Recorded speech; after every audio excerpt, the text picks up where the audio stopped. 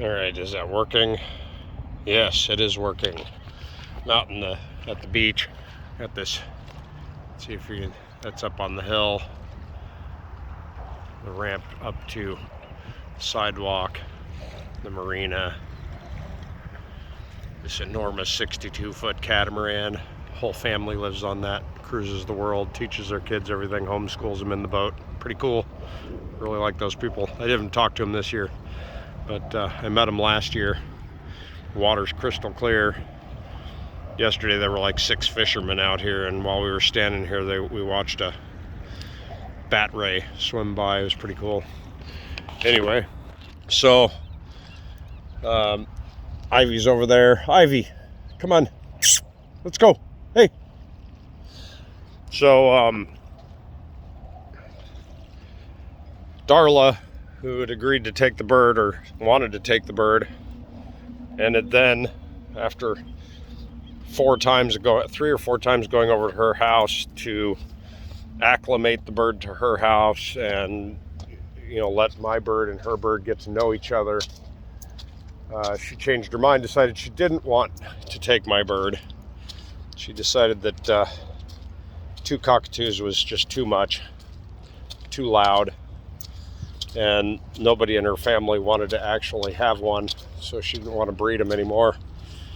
And then after about a week, her cockatoo, who'd been coming out of her shell, becoming a little more active and a little more interested in, you know, outside activity, regressed back into the cage and plucked out her own tail feathers, which Angel does the same thing.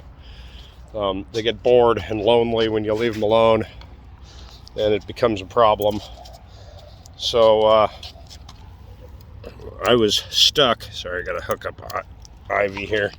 So I was stuck. I can't go to, you know, be a trucker because I don't have anyone to take my bird while I go do it.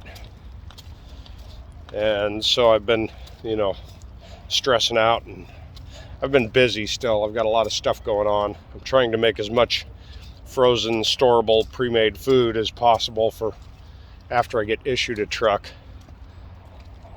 I won't be able to take that food on the initial training session. You know, I'll go to orientation. If I go to night, which is what it's looking like, their refrigerated department will take me. So I'll get a refrigerated trailer, and they'll ship me to Salt Lake City, where I will be for 3 days for orientation, and then they'll send me on the road for 4 to 6 weeks with a trainer. And during that period, I'm basically moving into somebody else's, you know, truck, into their home, you know, their home away from home. So I can't really take much stuff, enough clothes to get me through, do laundry on the road, that kind of thing. But once that's over, they'll issue me a truck, and they'll send me back here to California to, you know, get all my stuff and move into the truck they issue me. And at that point, I'm going to take my 12-volt freezer full of stuff I'm making now and hit the road. And I'm going to stay out there for months. So I want to be able to take the dog, of course. That's not a big deal. They don't care about that. They won't let me have the bird, which is where the problem comes in. And I don't want to just, you know, throw the bird away, which is what some people have been, you know, throwing at me. Well, you should just get rid of him. Just let him go. Just put him outside and walk away. This is an Australian cockatoo who's never lived in the wild and can't fly. How long do you think he's going to survive? Like 10 minutes? Maybe an hour? It's just insane. Oh, well, you know, you shouldn't care about him that much. Where in the Bible does it say that I should be cruel to animals? Because that's just absolute cruelty. He's been bonded to people his entire life. So after Lily ripped her tail feathers out, Darla decided that she would take him because it would give, you know, Lily some companionship and, you know, probably help both of them to not be as much of a plucker. So we've gone over there twice since then, which has just been the last few days, to reinitiate the acclimating. You know, get him used to her place, get the two birds to, you know, get used to each other. She set up a different cage for Angel to be in, but I'll be taking the cage that he's in now over there so that the two of them have separate cages for the time being.